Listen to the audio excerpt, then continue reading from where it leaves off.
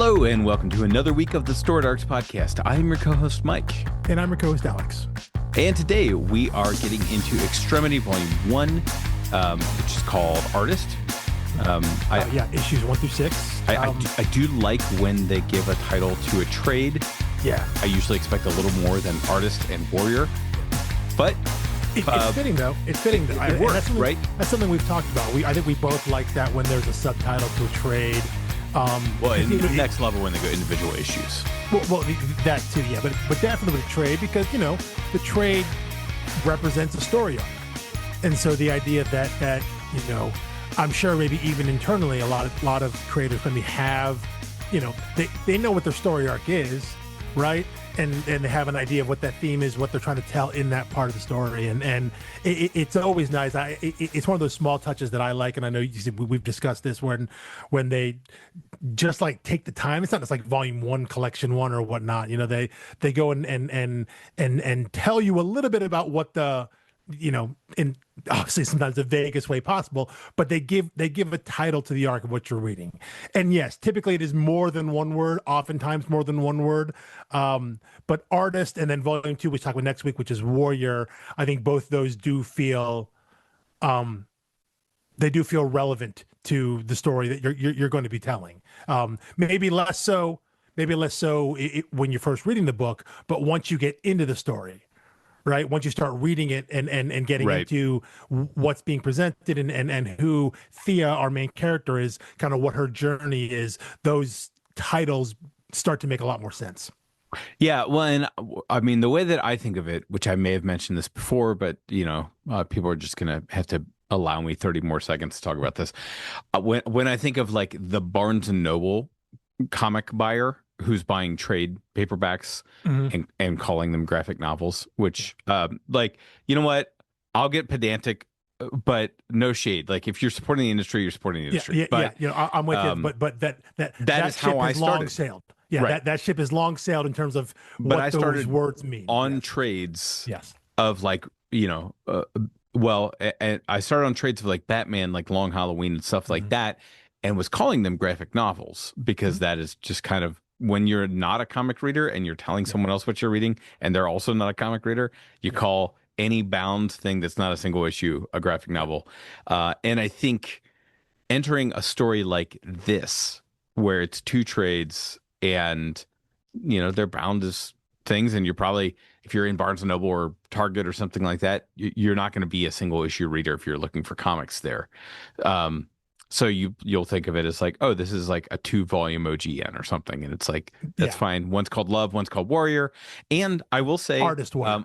Artist, yeah. I forgot what I said, but in that person's defense, that hypothetical person, I did confirm I'm reading the Libby version, and they do not have the chapter breaks. Oh, interesting. Now, as a comic reader, I can tell where chapter breaks would be. If there's a little cliffhanger or splash. By the way, we got to talk about the splashes. We'll get there. We'll get there to the art. Definitely. So anyway, so in the trade, it just continues on, like page turn, and you just keep going. They don't even put, there's no like. Sometimes there's like a repetitive. In other books there will be like, they'll repeat the last image but without text or color or something like that, and that'll be just like so the page divider. Exactly. Yeah. And a lot of them also. To that. A lot of them also sometimes is just put like the virgin cover, no trade dress, just put the image there, just so this is a break there. But it is always curious. It is interesting because I'm not always reading the collected version. It just kind of depends on what I have. I think I mentioned last week I'm rereading this book in single issue digitally because that's the easiest way that I can get to it again. So it is always curious what goes into those decisions. Do you want it to feel like it's all one story, even though it wasn't originally presented that way? Like you said, if you are someone that has a bit of comic knowledge, you can definitely you get a sense of how far you've been reading, and you get to about 20-ish pages, you're like, okay, there's going to be a break here. You're going to feel the story take a breath because that's how it's put in a single issue. But to not even like acknowledge that and just have it go through, I mean that can change the reading experience there. It now presents as one continuous story, which it is in some sense, but in another sense, it's also not one continuous story. You are Right. reading chapters. Right. It was a serialized story in its Yeah. original form. And I had this is a conversation for another episode. I don't know which episode, but I had an amazing conversation with Heather Antos at the GalaxyCon this year, Oh, who nice. is She comic rules, by the editor. way. Absolutely rules. Yeah. Yeah, absolutely. Absolutely. I would love to have her. I've always wanted to have an editor on the podcast. Mm-hmm. We had Pornsack and we talked to him about editing, but he wasn't on Mm-hmm. as an editor. He was on as a Yeah. writer. Yeah. And I was having her sign a few issues of Time Before Time that I have signed by like Declan and, the cover artist. And I said, okay, can I ask you about like that convention of taking the interstitials and bundling them in the penultimate trade of volume 5? And we had a great conversation about that. And then, so to answer, I guess, questions we probably asked back then, definitely like, a Declan or Rory's decision, but the editor is involved in that. And it takes advanced planning. Like you have to know from trade one that that's what you're doing, obviously, Oh, because you're sure. That not makes sense. including Yeah. the interstitial.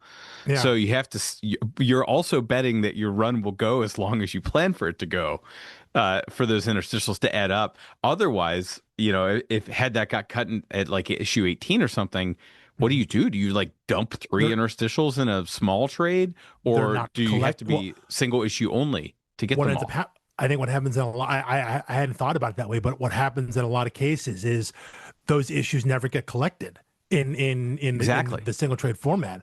They become single issue only. Yeah, I didn't think about how early you have to make that call. I guess it all depends on Right. Because it on which always feels issues you like want to pull out of order. a hard pivot to me of like, Mhm.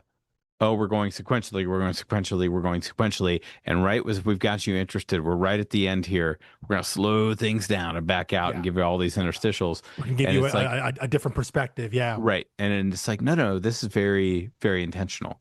Yeah, yeah. Well, So and I think when we mentioned there, it changes the reading experience. If you're reading yeah, the sure. main story all the way through and then get the interstitials versus getting those breaks. Now, obviously, Extremity doesn't have something like that, but again, the idea of presenting the story of one continue. Now, I could almost under. I don't know. Maybe I'm gonna. I'm about to contradict myself because as we're recording this, within the last year or so, they just put out a paperback compendium for Extremity, for all 12 issues Right. in one single volume there. And for whatever reason, in my mind, it's like, well, at that point, you have all the issues, so you might as well just put it all together. But somehow, when it's divided into 2 volumes, in my mind, I was like, well, yeah, you want chapter breaks. And I don't know why in the moment I'm grappling with this and why that seems strange. But like when it's enough, when you have the entire story in hand, when you have that full compendium, here's all the material. In my mind, that makes sense if that did not have chapter breaks, because now you're just reading because I mean, maybe in my mind you're just reading the whole thing all the way through, even though that's functionally exactly what you're doing when you have 2 trades in your hands as well. There's no actual difference there, but for some reason it does feel that way. It does feel like it should be different. But regardless, I guess it does sound like those decisions. I would imagine, especially when it comes to creator-owned books at a place like Image or Boom or something like that, when your creators have a say in everything, down to like the card stock and paper stock that you use to print on. I can see that coming down to the creators being of how do you want to present this, in collected form, Yeah. and them having reasons one way or the other. And of course, in this case, we're talking about them as a creator. It's really just Daniel Warren Johnson. It's one person. So it's Right. This could have been the case. He's the one credited creator here. So and what's interesting to me is that, and now I promise we're getting into the book. But what's interesting to me is that since I'm reading it this way, it has colored my reading a little bit. And I think I actually prefer it as an OGN. I think had I been reading in single issues, I would have been, at least 3 issues in and been like, this is just revenge porn, which is not. Like the book takes some very interesting turns, but you have to give it time to get there. And when you're That reading the trade, you're stuck with it. And if you finish the trade, what sociopath bails halfway on a trade? It's one thing to bail halfway on a monthly, $5 issue or whatever, but it's like it's already in your hand. Just finish it. So that's I actually think I would have bailed on this in single issue, and if it was an OGN, I would have stuck with it. that is interesting. I'm thinking back. You say about issue 3. That's probably about right in terms of when there's the Shiloh conversation, like when Shiloh right. says, okay, yeah, and this, okay, yeah. when Shiloh says, they were fueled by vengeance and hatred, no matter the suffering. If this is all I'm good for, I should not exist. And I was like, oh, so we're getting a different point of view finally from someone. We're getting There were there were people who were not aligned with, the crazed revenge-driven streak like her brother, but he wasn't really offering an opposite point of view or an opposite philosophy. He was just resisting the status quo. Be honest, I hadn't thought about it that way. Maybe because it's been so long since I actually no, because when I first read this book, I think as I mentioned last week, I came to this book after the first trade had come out. So I didn't read it in single issue until the last like 3 issues, maybe, because that's about the second arc was like halfway through before I came onto it. So I only read this book for the first time in trade. It was only afterwards that I got the single issues because I wanted to have them. But that's an interesting way to think about it, which I hadn't thought about. It hadn't occurred to me, this idea that you don't get a whole lot of anything in those first couple issues other than if you like the revenge porn genre, I like John Wick, and what is that at the end of the day? Yes, 100%. But saying, but that is essentially all that movie is. That movie is about is about his quest, and you're right that this book isn't about that. This book isn't about it. It's what fuels it. It's obviously the motivating factor for our characters and for the plot and all that, for the narrative. But in terms of what the book's about, it's more about dealing with that and not about the actual attaining of it. It's not about getting to the end and getting your revenge. It's about what that drive does to you as a person. And I think what this arc explores is our main character Thea and her brother Rollo, which you already name checked, the two of them starting to come to grips with that, right? Because obviously, like you mentioned, Rollo starting to come to grips with, really questioning their inherent views of their father, which is always a very, very hard line to cross for a coming of age story. That's the added part here, that it's revenge for specifically their mother, following in what their father taught them. But I think you see Rollo from the start has these kind of conflicted thoughts, but Thea doesn't when we first meet her. Whatever reservations she may or may not have, we don't really see that. Like, she's the one willing to act, and she's also willing to cover for her brother. She's the one willing to step up in that way and take on that burden willingly, seemingly knowing what that would kind of do to her soul. And it's only at the end of this first arc when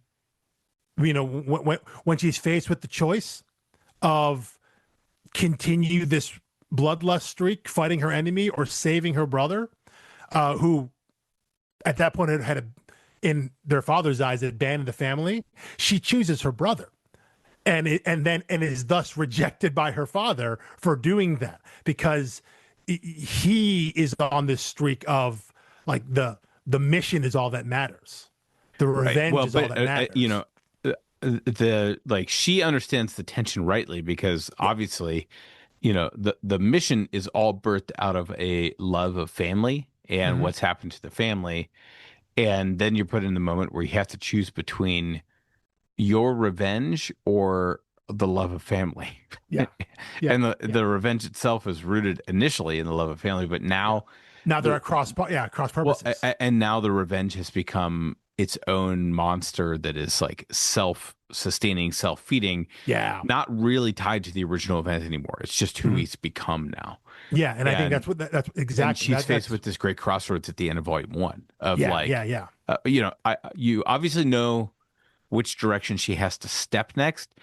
but there's not really an indication of what type of story this is, Hmm. um, and not knowing Daniel Warren Johnson's work as well as I know other writers, I can't confidently say. I can confidently say that this is a story about the cycle of violence. I can't confidently say after one volume whether it's a story about someone breaking the cycle of violence or the tragedy of someone like seeing the flaws of it and then falling in the path of it anyway. Yeah, And I'm very I interested to see. yeah, well, and I think one thing that maybe I mentioned this last week, something that runs through a lot of DWJ's creator-owned work is characters dealing with loss and dealing with grief, and he approaches it in a number of different ways. This one obviously is through like severe, intense, like literal war, you know. Right. Sometimes it's an internal battle, sometimes it's expressed through intergalactic wrestling matches, but like that idea of a character who has trying to deal with some level of loss or grief, and what does that mean, and looking at it from these different angles. And I don't think it ever kind of a maybe like a global view of a lot of his work that I've read. I don't think he's trying to be preachy about it, saying this is the right way, this is the wrong way. Like you said, is this a story about what it does to like how it consumes someone? Is it a lesson they learn from it? I think what I will say about that is I don't think he's trying to impart any of those things. I think he's trying to show just people just trying to deal, trying to accept and move on in some way. Maybe not necessarily the most healthy way, but maybe at least in a non-destructive way. Maybe put it that way. Sure. Yeah. Because obviously what we're shown here in this volume, specifically through their father Jerome, is that this is a destructive path. That no matter what the outcome is, like this is not the right path. Not saying that Thea and Roller are on the right path, but the one their father's on is definitely the wrong one. That like this can't help because this leads to annihilation of everybody. Sure. I mean, This doesn't solve anything. It doesn't heal anything. yeah, I think the way that I would say it is, it both questions what revenge does to you, but it also questions what revenge can do for you. Like, Oh yeah, I like there that. are I like limits that. to what revenge can accomplish. Yeah, and Um, I think you said a little earlier when your quest for revenge no longer becomes about the thing it started in, right? That right. for Jerome, it's no longer about avenging the death of his wife and the mother of his children. It's now just become like I got to end them, you And I know? want to say that that's a classic villain and origin story. The problem is I can't think of other examples of it off the top of my head. It seems like Well, such a well, villain origin story that, it I, starts no, off about no, one thing and they take it just one step to, it's every Spider-Man villain, right? it is, but I think there was a lot. I don't think it's definitely a villain origin story. I think more often it's used as a journey that you take your hero on, and there are versions of this book where Jerome is the main character, the father, the one who's fully consumed by his sorrow and grief and his rage. And he sees that he takes it a step too far, and then he has to deal and come back to the light. Right, that's the hero journey where we would sit with the character longer. We'd see him as a hero, see him fall as a hero, and then see him rise back up. That's more of a very Sure. tropey kind of way to go. You know, It's certainly a Jedi's journey, yeah, through yeah, yeah, being tempted. It's like seeing the merit and the appeal of the dark side yeah, and then choosing not to go down that path anyway. But the yeah. the villain origin story is her dad. Like Yes, and yes. like her, but he's the whole time we've known him, he is who he is. Now Hmm. we're doing the coming of age thing where she's Yeah, starting to understand who he is and yeah, whether she not only wants to be like him or not, but whether she even wants to be on the same side as him or not, which is yeah, yeah. Is this um worth it? Is this right. because yeah? And again, those first couple issues, we see her that she's bought in. you know, even though Yeah, it she's maybe, the true believer. yeah, and I think there's maybe an argument if you really parse through some of the character work that DWJ does on Thea there, that there's maybe a reluctance or an understanding that like I'm doing this because like I know fundamentally, maybe at her core, she knows this is kind of wrong and evil, but she has enough belief that like it's what has to be done. We have to do it, and we have to do it this way. This is the only way to go, even as undesirable as it might be, as bad as this feels, because she doesn't revel in it. I think that's one thing that the art shows, that Johnson's art shows with her, is that she doesn't revel in the violence. She's not actively seeking it, but she has come to an understanding when we meet her that these are the steps these are necessary steps. We have to do this. And it's only when she's put in position later in issue 6 there, once Rollo leaves and is kind of banished, that she starts to question that and realize, wait a minute, like the reason we're doing this is because, you said, it's because of family. The reason we've decided to take this route is because of family. And if you're rejecting that, then what do we have left? And why have we done this? What's the point of doing all of this if we're not together doing it? And that's the line that she can't cross, that her father clearly crossed.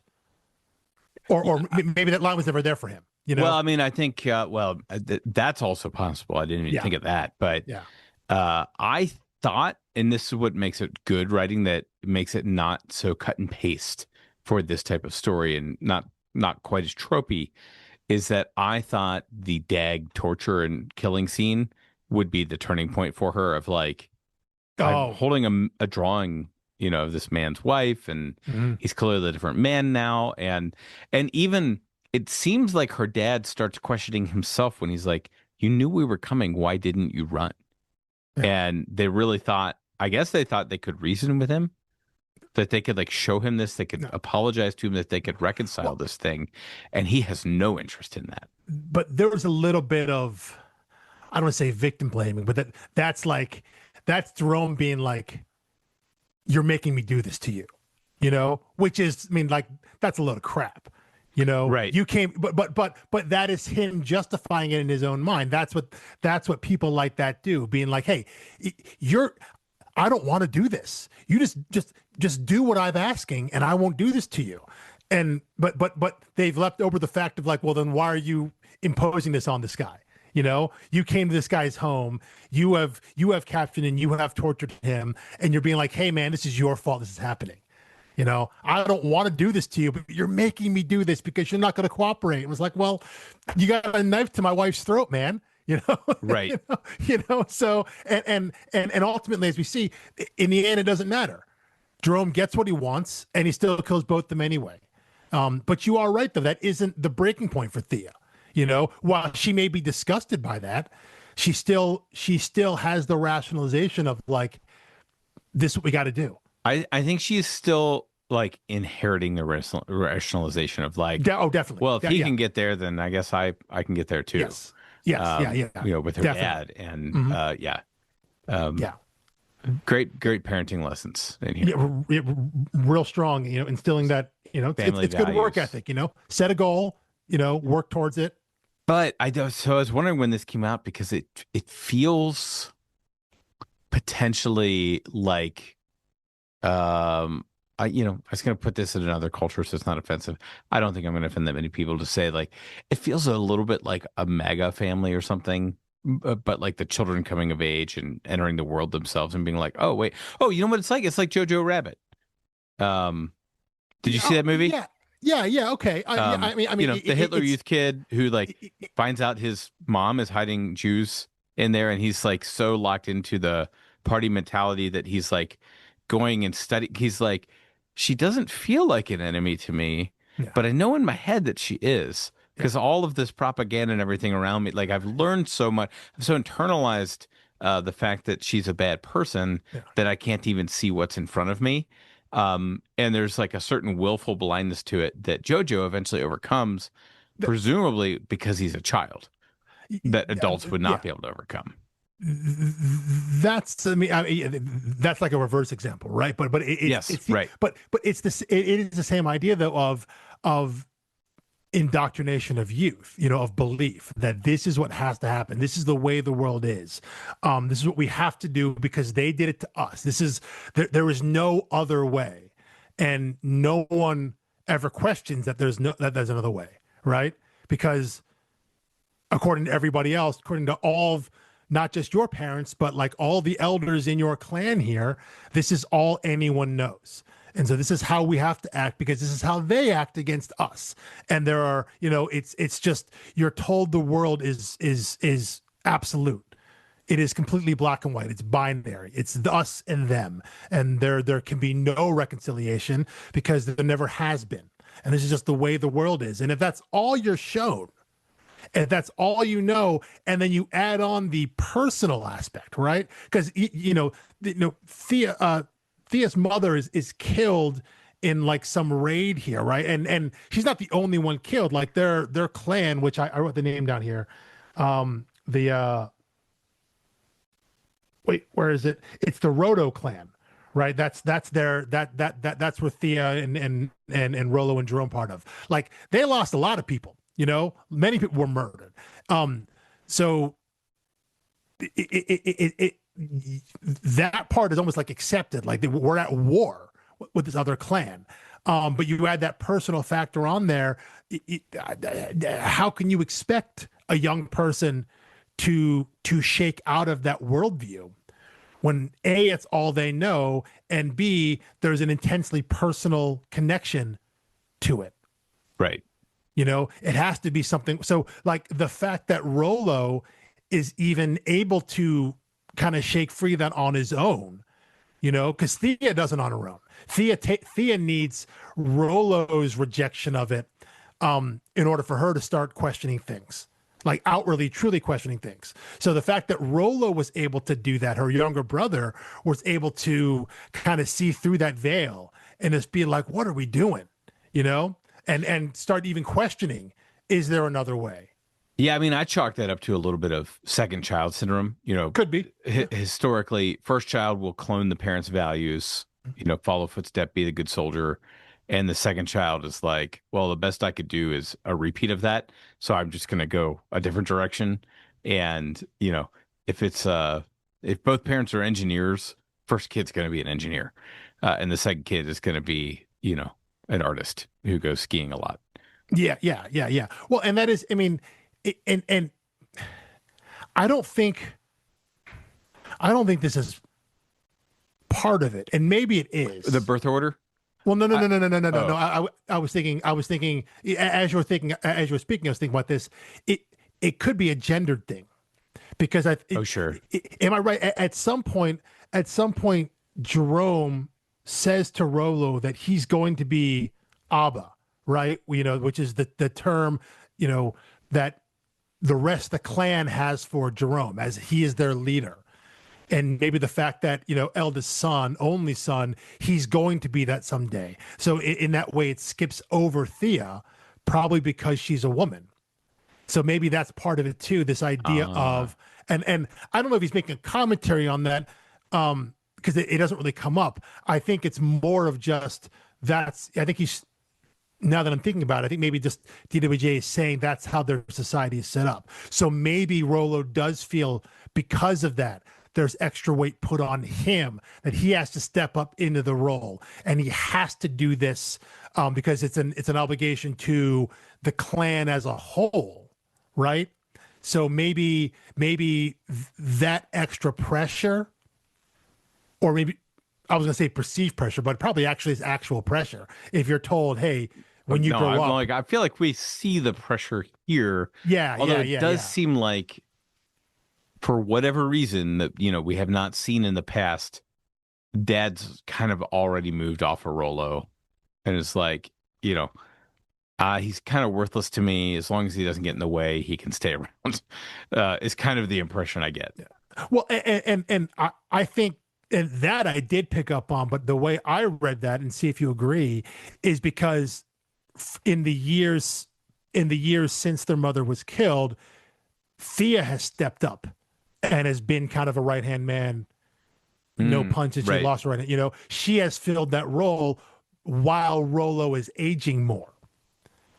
So maybe Okay. the way Yeah. I read that is, it's not that maybe sees him as useless, but it's like you have, you being Rollo, you have a job to fill. You need to be the leader at some point, you know. And you know, I'm gonna get you to that point eventually. But along the way, like we see Thea stepping in for him and doing the things that Jerome wants Rollo to do, because Rollo can't, he doesn't have the heart or the stomach or the will or he has the will not to do it, but you know, he doesn't have the true believer, dyed in the wool follower that Thea has at that time. So I think Thea in a lot of ways has been covering for Rollo and doing those things.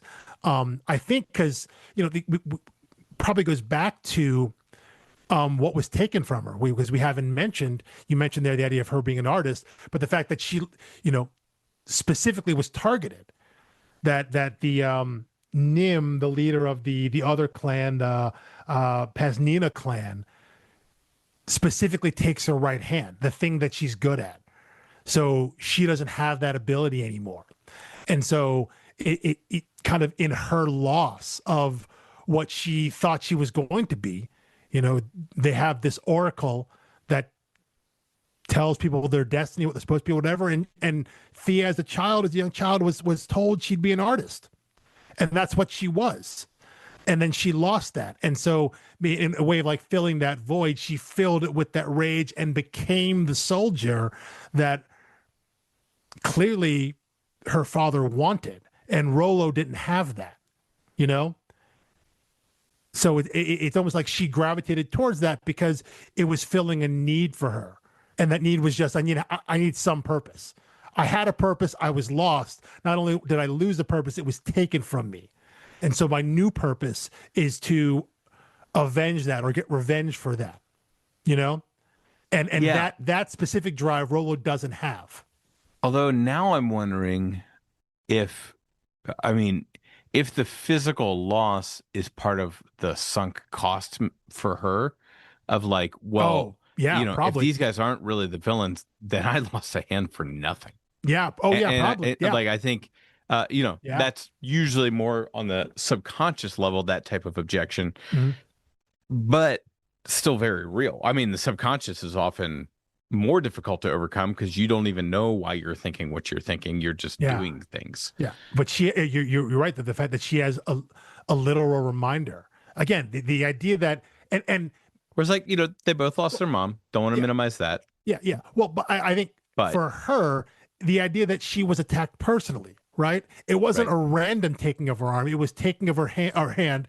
It was taking of her right hand specifically, so she could no longer do the thing that she had been doing, the thing that had defined her. You know, she was targeted for that specifically, you know, because of that, you know, and maybe this will transition a little bit into a question that we brought up last week, that you mentioned last week, and I said put a pin in it. This idea that the Pensnina clan, that Nim felt something was taken from her daughter, you know, which leads into this larger idea of what this world is and why they're fighting, and the amount of world building that DWJ does or doesn't do in this book. Something that you mentioned last week was this idea that you were often turned off of stories when the first thing you see is a map, right? Mm-hmm. And you said this book starts with a map and you get into it. I didn't clock it initially, but when I went back and reread it after we spoke last week, there is a map that is included with the issues, but it's put at the end of each issue. The single issues don't start with a map. It's at the end of each issue, it's almost like a backman. Like at the end of the story, you get to the end, there's a map of the world, the Rising Plains, as the world was called. So you don't get that in single issue. You don't start with that. But I guess with the trade, they want to put that information up front, so because they got to put it somewhere, right? But with that, because as you said, when you started reading, you see a map and you're kind of, oh, I don't know what's going on here. But what we don't get after that is you don't get this long, drawn out history of what's happening, why the world is this way. You don't get long expositional chunks of what these clans are, why are they fighting, and you're just dropped in it with the understanding that like these clans are at war, Right. and that's about it, you know. And you can see where they are relative to each other, but they're all Yes, yeah, jockeying over the same territory. yeah, And that's yeah. really all you need to get It going. is. It And that's is. all they give you. But yes, in general, my thing about maps is not that I am like anti-cartography or something. It's just a matter of like when I pick this up and I know it's only 2 volumes, 12 issues, I'm like, Mhm. how much world building do you really expect me to hold in my head for something as ephemeral as a 12 issue series? Which I think is interesting about this book is that what they decided was you need none of it. You know, like we're not Right. going to, you know, and you know, as you're reading, I don't know at what point it becomes clear that they're not going into that, but I think at some point with this story, because how because of how character focused it is, even though it is a sci-fi-ish, fantasy-ish world, right? It's kind of this weird mishmash. Um, it, it, there's no lore of like, oh, this is Earth, but it's Earth 6,000 years in the future or whatever. You know, like there's no sense of place or time or anything like that. It's just the world that is, and it becomes such a character-focused story, especially as we get. You know, we'll get much more into it next week when we get into volume 2. But I think you see it, you see the seeds of it in volume 1, that the external parts of the world, like why they're fighting all this stuff, like none of that crap matters, you know. And there are some books in which it's heavily reliant on that. The book I was reminded of this time, because it came up in conversation randomly at the shop, with just like a couple weeks ago, was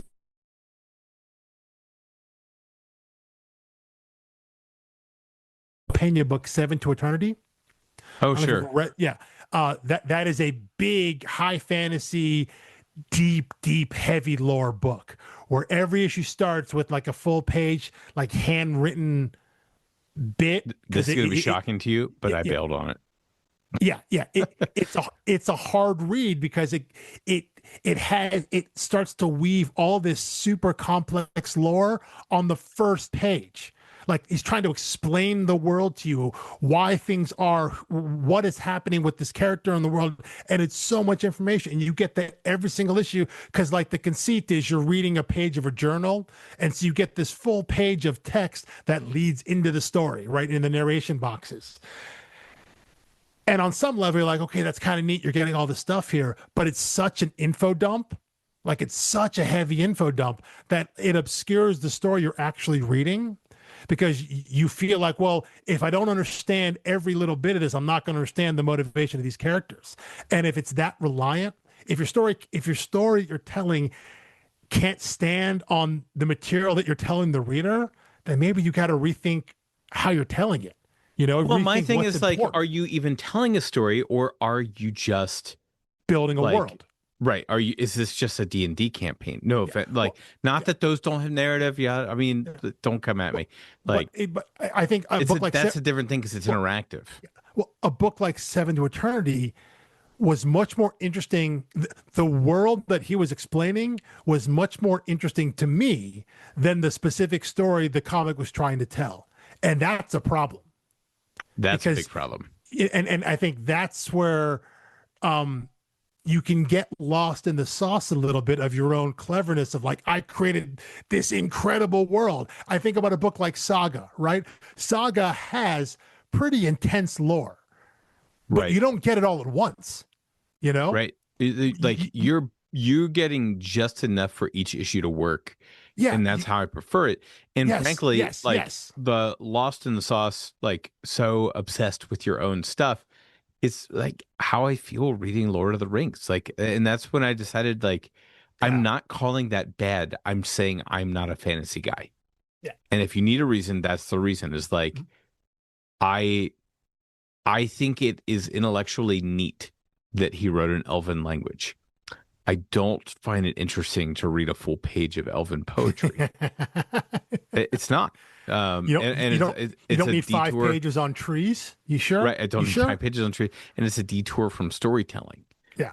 And Well, yeah, but I mean, and it's then I because was always told like, oh well, he really spares you a lot of that stuff. You read the Silmarillion and you get all the world building. yeah, And then very recently, someone was like, "Oh no, you would love the Silmarillion." I'm like, "Really? I don't like any of it." And you're telling me that's the one I would like. the I silver. I think mean, I think that's you're just just saying you like it, and that's fine. yeah, Like yeah, it's yeah. fine for you to like it. Like that does not make it more likely that I will like it. I think I mean, one of my favorite things about Lord of the Rings in general is that, I think I love the book and I love the Peter Jackson movies. I love that trilogy, and I think Two Towers as a movie adaptation is the best because it's the middle part of a book. It's not actually its own story, right? It has no Right. actual beginning, no actual end, but that movie's incredible.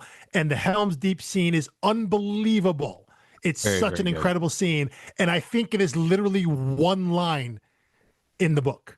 Like the Battle of Helm Deeps happens. Like I that's thought there was a it. chapter called that, but it's maybe 3 I'm pages or saying the something. actual battle, Oh, the battle stuff, right? the actual And fighting then you get the part. extending cut, and it's an extra hour of that battle. Yeah, exactly. And it's incredible. But in the actual text, the actual battle, I think, is like a literal sentence, a line. Because the storytelling was the narrative was the least important part to Tolkien. But a book like Extremity here, I could see if this book were a longer series with the same kind of format, I could see DWJ slowly doling out more and more lore, and that would be perfect. That'd be fine, right? That the like like if there was a third volume, you get a little more backstory, a little more history, a little more understanding of the world. If there's a fourth volume, again, just like Saga, you dole it out little by little, but you start with the characters and you understand that this is what's important. The people are important, not the Well, world. and And here's my then ultimate and then pitch. little more and more you get out of it. But because this book's only 2 volumes, hell with the world building, Right. that goes out the window. Focus on the story first and understand. Just you have to just accept as a reader. Your buy-in is this is the world. These two clans, they got floating cities and space and airships and things like that. Go. That's it. Well, You know. and the thing is, yeah, I mean, when it's two clans, it could be like take any two opposing groups, and Yes. there's your metaphor. Yep. And Yep. he's not getting more specific for you than that because he doesn't Mm-hmm. need to. Now, Yep. I love your idea of like, you introduce a third faction that we haven't met yet, and we don't have Yes. their history because they didn't come up, but that's in the third volume. Yeah. I'll one up you. What if after every set of 5 or 6 issues, you got an interstitial that was a previous memory cycle of Shiloh, starting with his first one, every time he decides to off himself after he comes in touch with his nature, Yeah. And until then you catch up to where they found him. And his big decision at the end of the yeah. series is not to reboot himself this Yeah. time. It's to improve his nature rather than reset it. Well, yeah. And that'd be very cool. That'd be very awesome. I would like that. But that is a different type of book, though, right? Exactly. Because Right. because now your focus is about the world. It's about the cycle of violence across the ages versus what we get with the 2 volume, which is the effect of violence on one person, effectively one person, or on Right. this, it's Thea and associated people. But yeah, that kind of story that you just described totally works because yeah, you're right. Every one of those interstitials you could get, right? You could get more of the world. You could see a different time and you could see how things, I assume in this way, would devolve, right? How these clans started to separate and become these opposing forces to where things were irreconcilable and all of that. And yeah, it takes your focus away though from the characters, and now it says it's more about the world. It's more about this place and what time does to it if none of these wounds are ever healed. That'd be a cool book to read, but yeah, it wouldn't be this story. And I appreciate the approach here of this being like, man, you just got to go with it. This is the world. Don't ask questions about why are they fighting, why they attack, why did this doesn't matter. None of that Right. matters. Who started it? What was it over? Exactly. Yeah. And that's the type of stuff Explanation that isn't there. like, yeah, your true fantasy geeks on a scale of like Tolkien to George R. R. Martin, all of them would find that irresistible. Yeah, yeah. They just can't help themselves. They're Because like, that's what the story's I about. have to get into this stuff. Because that's the impetus for the story. The impetus for writing the story is because you have the world you want to tell. And so you build the world and find a story within it. Not saying that's a right or wrong way to approach it, but equally valid method of but when that's your coming up with motivation, the story. exactly. When that's your motivation, that's what you're going to focus with. Your focus is going to be. I think it's very clear here to me, and again, having read a lot of DWJ's work, is that his focus is always on the characters, on the character journey, on this young girl Thea and her journey dealing with the loss of her mother and the violence that surrounds her. So it's all about her. And when you focus just on her journey and her understanding of the world, then you don't need to know the specifics of the world.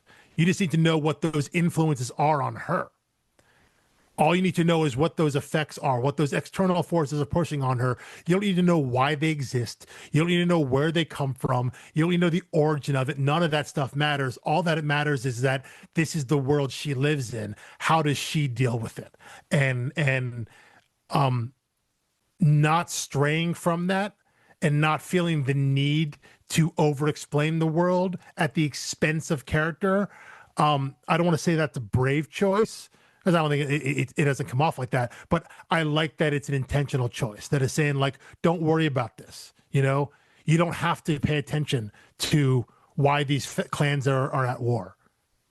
You know, right. Don't waste any brain power thinking about why this world exists the way it is. Just focus on our character, focus on Thea, focus on the decisions she makes and what influence the world has on her. And that's all you got to do.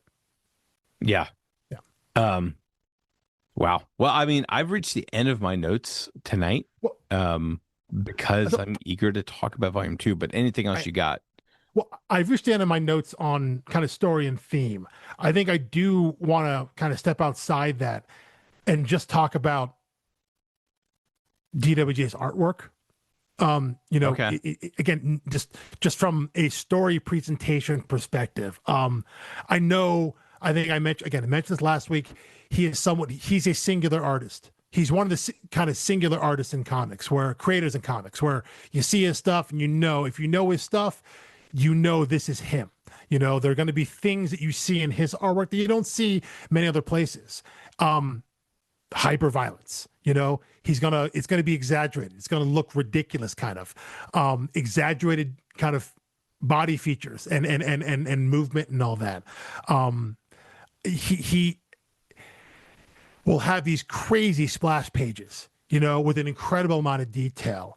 One note I had here that I think is kind of a signature for him, the beginning of issue 5. I don't know if you can pull it up real quick.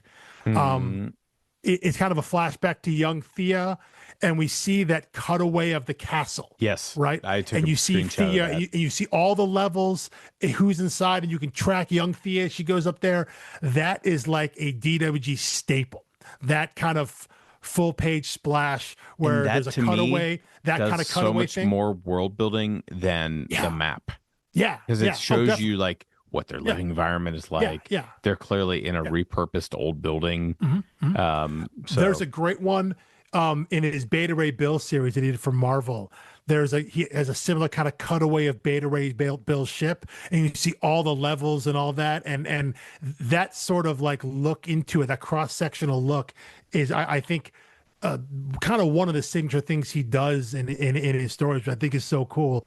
It's like a version of the DeLuca effect, which I think I've talked about before. It's where you have like a static image and you see your character move through space in multiple times, but it's like just one big static image.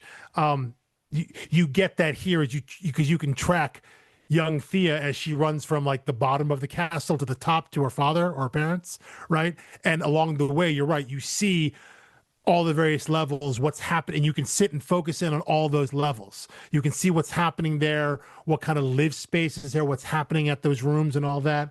And you're right, that's an incredible way to world build. I was going to say it's a shortcut to world building, but I imagine those pages take an incredibly long time to draw and incredibly intricate and incredibly detailed. So maybe not a shortcut, but that's definitely a show don't tell version. Takes him a lot longer to do it. Yeah, but It's a For the lot reader, less it's more efficient. writing. Yeah, for the Yeah. reader, it's more efficient. Yeah, yeah, definitely. But something like that, again, having read more of his work, it's cool going back and seeing that in, because again, as we mentioned, Extremity is his first kind of major create our own written drawn comic. Space Mullet was the first, but that was self-published and then republished on over at Dark Horse.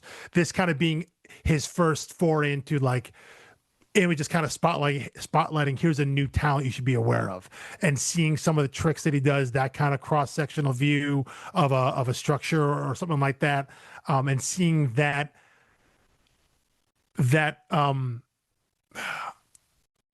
gimmick's the word that comes to mind, but it's not what I'm trying to say. Seeing that storytelling beat reoccur in his work, knowing that's kind of a staple of how he likes to tell stories and how he likes to show worlds and spaces. It's cool to see that in early work and to know that that's the kind of thing, that's something that will carry through his work through the years. Yeah. What I'll say about his artwork is that I have always respected it. It's not been my favorite, but I also don't dislike it. I mean, I like with the right application, which this book is, his absolute Batman annual thing. Again, that's a great setting for him. Weirdly, his Transformers, it works. When he was named the Transformers writer artist, because he was a writer for the first 24 issues of this new run, but he was the writer artist on the first 6, I think it was 5 or 6, the first arc. And I remember thinking like, Daniel Warren Johnson's going to draw Transformers? Like, how is that going to work? I mean, and it totally does. Detail for it. Well, it totally does. I think he is an oft imitated style, and I think I said this when we were doing a revival. We'd have to go back to, I don't know, volume 4 or wherever. It was volume 3, I think, is when the issue he contributed to. Yeah, I think it was volume 3. I said something about how his style feels like it is often imitated and very specifically at Mad Cave Studios. And I brought receipts. Okay. Are you able to Google things right now while I'm talking? Sure. Yeah. Hold on. Yeah. Let me pull it up here, and people can Google along as they listen. Unless you're driving, in which case, save it later. But maybe don't do it then. Yeah. Google just the front cover of a book called Long Cold Winter, by Francesca. Long Cold what? Long Cold Winter by Francesca Perillo, illustrated by Stefano Cardoselli. And that looks like comic. Sorry. Yes. Yes. Long Cold Winter comic. And you could even type in Mad Cave. Yeah. If you just serve that, you get a song. Oh, yeah. Oh, yeah. So that, like, when you saw that, wouldn't you, from across a comic shop, you would think DWJ, right? Yeah, it has a look to it. Yep. Exhibit B. Don't Spit in the Wind, issue 1, or any of the issues, illustrated by Dan Lee. And you see the differences, as you flip through them. But when you start to look at like the front covers, as I was looking through like Mad Cave's library a couple years ago, I was like, why does it look like everyone at the studio wants to be Daniel Warren Johnson? Or does the editor and curator of Mad Cave Studios just love Daniel Warren Johnson? Like, we can't get him, so we want to get people who do this like kind of rough hewn heavy sketch, and like kind of a dirty composition, not sloppy, not like Jeff Lemire heavy sketchy. I just lack the vocabulary to describe his art. So Don't Spit in the Wind was another one. I know what you're saying. If you needed another one, there's a book also at Mad Cave, called Crusader by Matthew Emmons, who also is a writer illustrator, like cartoons his own stuff. He has a letterer only on that book. So again, you're getting very close into DWJ territory. And then one that I met is a guy named Kelly Williams, who did Bountiful Garden, which is actually a book I really kind of dug, and a book called Skeeters. That one is a little less so, but those are both Mad Cave books that at first impression, scrolling quickly, I was like, Daniel Warren Johnson's at Mad Cave? And as far as I know, he has still never been at Mad Cave. I think a lot of that too, Googling some of those and looking at them, there's also, it's the combination of some of the line art, the character work specifically. I think also the coloring there, in terms of It's very bold, very, very high contrast. Mike Spicer does a great job, in all these years now being DWJ's colorist, like exclusively, essentially. So I think there's a heavy influence in that too, in that the color palette choices on a lot of those books that you mentioned when I was Googling those images and seeing them, that also jumps out at me. It's not just the line work, but it's the combination of the colors as well that kind of make it jump out like that. I will say though, I think I mentioned Riley Rossmo last week because of the book The Moon is Following Us. He also has a similar style to DWJ, and so it makes sense that those guys work together. There's another book that I would mention that I really enjoy that I think has Daniel Warren Johnson vibes, and it's the book Little Bird.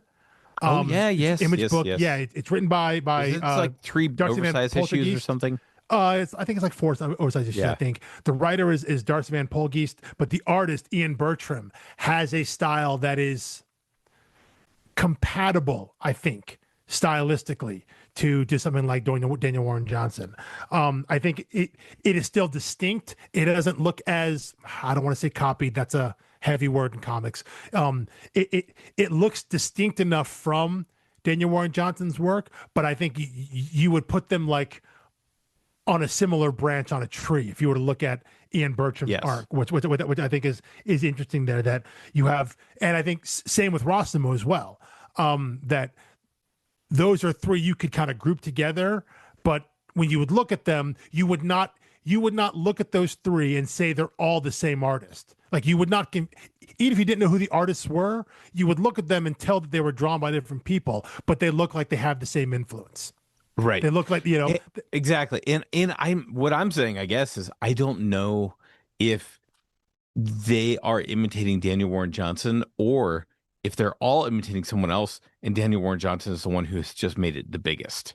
It very well could be. It very well could be. But you're right, though.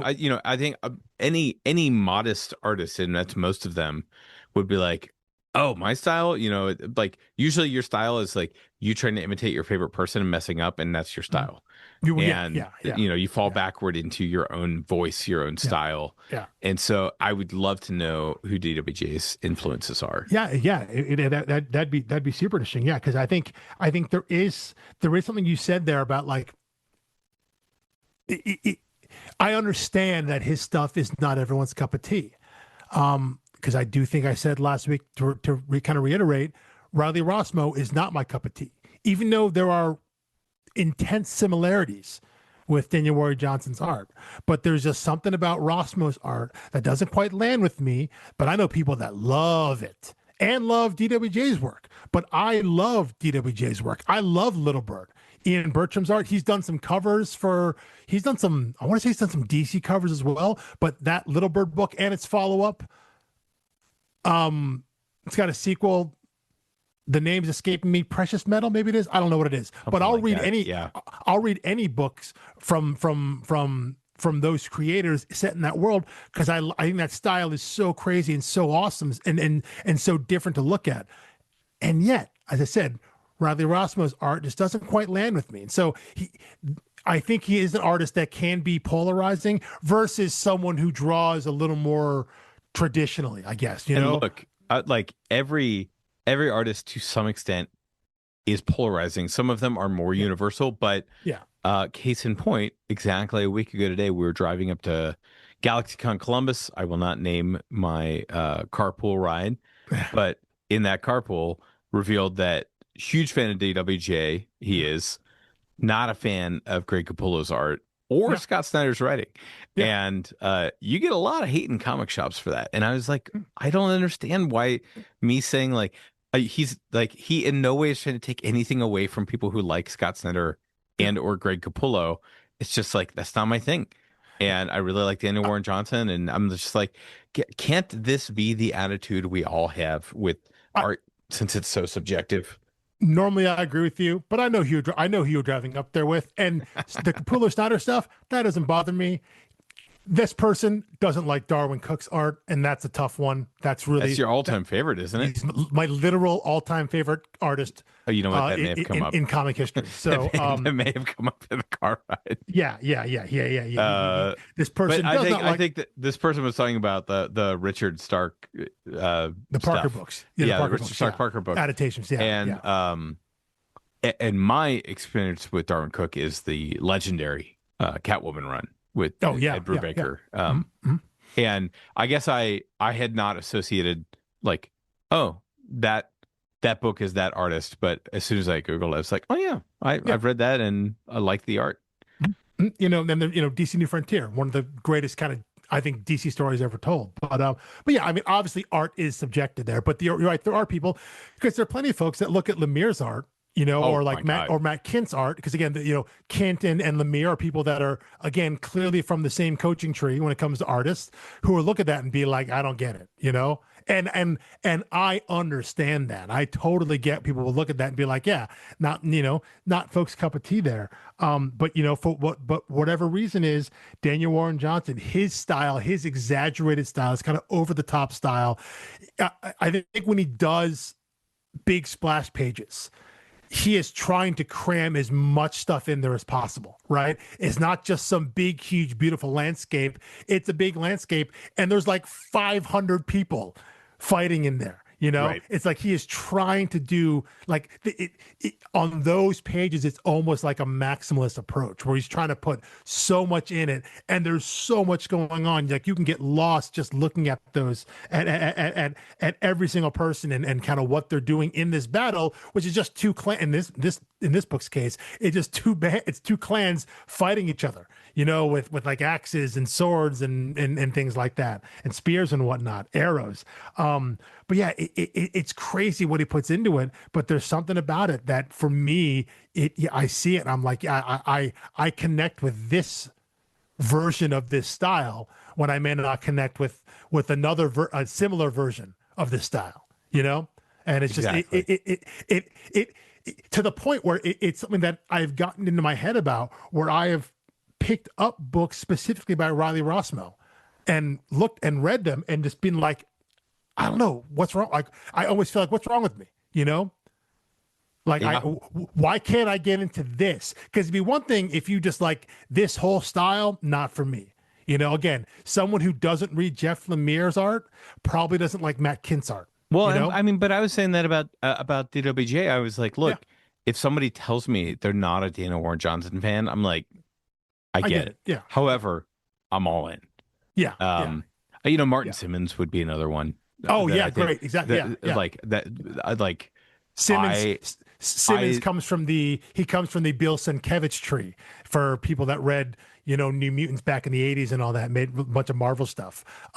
That like super, almost like abstract, sketchy kind of drawing there. Yeah, Department of Truth is straight up like Bill Sienkiewicz stuff, and yeah, that stuff is like and at times super hard to read. Yeah, it can be. Yeah, but I, with the specific case of Department of Truth, that book he does with James Tynion IV, that's the point, right? Literally, no one else could do that book. Yeah, I mean that's. But yeah, that book is meant to put you at a feeling of unease when you read it. And I think the art is intentionally like that because that's Martin Simmons' style, first off. But you get the feeling of unease. You're not comfortable looking at it, so you're not comfortable reading it, which is the mindset I think those guys want you to be in when you take in that story. But yeah, you're right. That's a different version of that, where stylistically it has may not land with people. It's in versus someone like, I don't know, someone like Jim Lee. Jim Lee has a style that's like I was wildly unoffensive. I was so curious who you were going to throw out there as like you can just read this person. Like I think Mitch, in that way. Like I was scrolling through my digital library and I was here's like, the thing. I would put Mitch closer to Martin Simmons and Bill Sienkiewicz in that it's a little rougher. And I think you see that if you read Strange Adventures, the book that he did with Tom King and Doc Shaner, because Doc Shaner has a much more cleaner style. You know, Yeah, I was thinking Mr. Miracle. I was just thinking like well, that's Mr. not an Miracle, entry level book I would give someone. it's not. Yeah, yeah, yeah, yeah. But in terms of art, I think it's a Oh, fairly I think. universal consent. Uh, Um, see, I would disagree on that. I think his stuff Fair. is tough. Okay, okay, Yeah. okay. How about this? Fiona Staples. Oh, yes, definitely. Like, Yes, like yes. if you don't Yeah. like that, you might not like Yeah, sequential storytelling. that's just gorgeous looking, incredible character work. It just looks good, you And know. then and then the other edge of like, I like it. It just knocks me off my socks. I only have one example of it, but if someone didn't like it, I would be confused, but I would kind of get it. Is and I don't even know how to say his name correctly. Fran Galan, Oh who yeah, did Frank Pine and Glenn. Yeah, Merrimack. yeah, primarily with Kyle Starks. Yeah, yeah. That was like everything I've ever wanted in comic I art. agree. I think it's beautiful. I think it's And incredible as like, well. where is he? What's he doing? I More know, books, I know, please. I know. But yeah, you're right. I think Fiona Staples is a great thing. You don't. I don't care if you like Saga, read Saga, but when you see her art, you're going to be like, that looks good. You know, that looks Right. quote unquote good. That's like objectively people look at that and And say, not yeah, coincidentally, kind of a slower artist. oh yeah, oh yeah, You know, yeah, very like much so. Yeah, yeah, I think yeah. some of Jim these, Lee, incredibly slow. Takes him like 4 years to draw to draw an issue. But again, his art is just like kind of wildly inoffensive. It just looks like what it is, you know. And it's if you can kind of work your way back, he comes from like the Neil Adams school, which is an offshoot of like the Jack Kirby school. You know, it's just like a different you know, he's part of a more traditional line that is more along the lines of like a house style at the big two at Marvel and DC. You know, the way that all their books used to look like, because that's the environment he was brought up in as a professional. Now that the big two have expanded that, and they still have a house style for their main books, but like 10 years, even yet, wait, hold on. 10 years ago, yeah. Jesus. Okay, maybe 15 years ago. Maybe 15 years ago now, at the start of the New 52, like Daniel Warren Johnson wouldn't have been given a chance probably to draw like an annual. You know, maybe you put him on a cover, but like to draw interiors and draw those characters, anything like that, some of these artists wouldn't have gotten a chance. We mentioned a few episodes back, maybe a little longer than that, when we did Deep Cuts, the book by Joe, the jazz book. Junie Baugh is another artist like that, who that now you can give him a book and let his style run free. And some people are going to look at that and be like, nope, not for me. That is too abstract. It's too wild.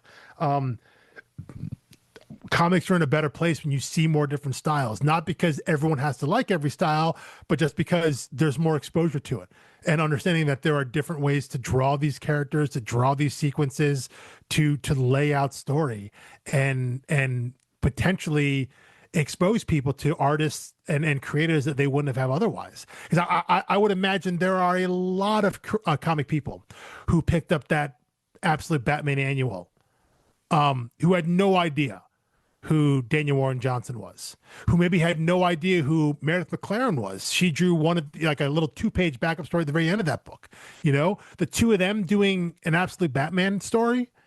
Those are artists that I would imagine a large portion of comic readers, mainstream comic readers, have no idea who they are.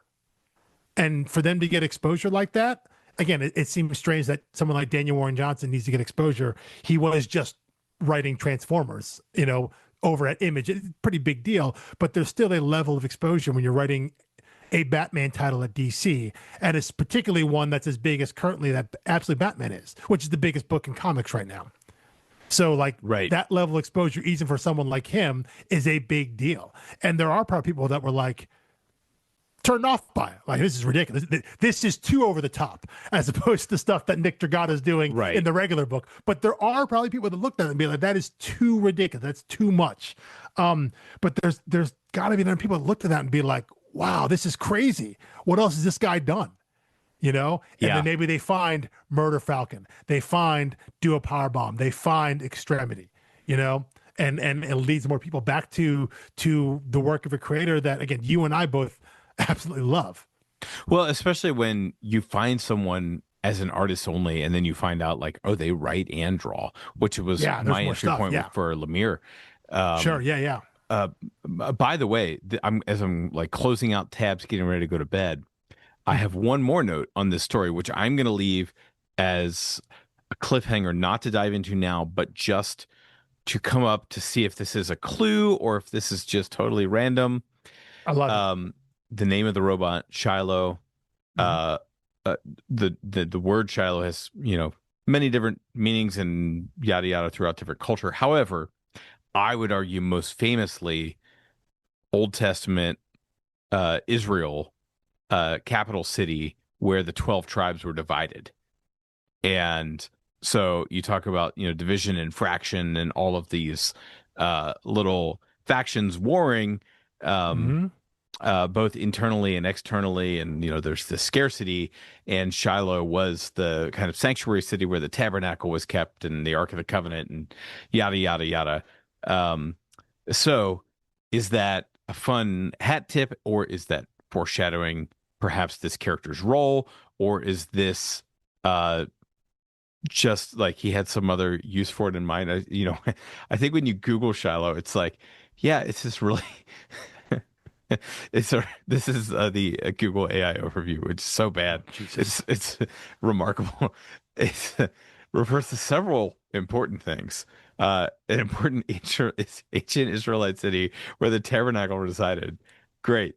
The name Angelina and Jolie and Brad Pitt's child, or even WWE wrestler Shiloh Hill, all three on the same value. It's like, oh my gosh. But don't worry, I dried up a small lake getting this involuntary AI search result.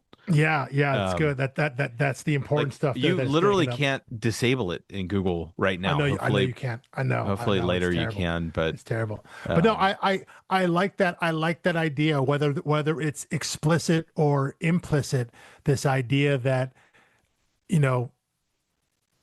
he's got a reason for naming it Shiloh, right? Whether that comes out in the story or not, whether that's something he's going to explore or explain or not, I like the idea of him putting that out there to get people to Google it and look at it, and hopefully come to the conclusion that it was named after one of Brad Pitt and Angelina Jolie's kids. Angelina's child. Although, you know what, though? We know he loves wrestling. He loves wrestling. It could be the wrestler. There's a non-zero chance that it was named specifically for the wrestler. I would say there's at least 4 times as likely it's the wrestler than the Brangelina kid. The Brangelina kid.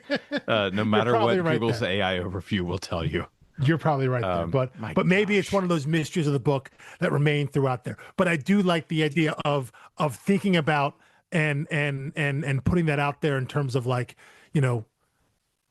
names have meaning and intention, so let's pay attention to them. And the idea that that version of Shiloh, that original, we'll call it the OG definition of Shiloh, and the idea of, you're right, factions and sides and division there, or kind of being the origin of that of the place where they were once together, and thinking about that in the context of what this robot's function is. I like keeping that in mind. That's cool. Yeah. So I have started the next volume but not finished it yet, so I still have a relatively clean read, but I will try as best I can to discern Shiloh, and more importantly, try to remember to start next episode with that. Make a note on that. I'll just put Shiloh. I'll write Shiloh down and underline it so we know to try to start with that. So excellent. All right. You can find us next Thursday reading the rest of Extremity, issue 7 to 12, volume 2, however you're reading it. And that one is called Warrior. Yes? Warrior. Yes. Yep. Okay, I got it. And in the meantime, follow us in all the places.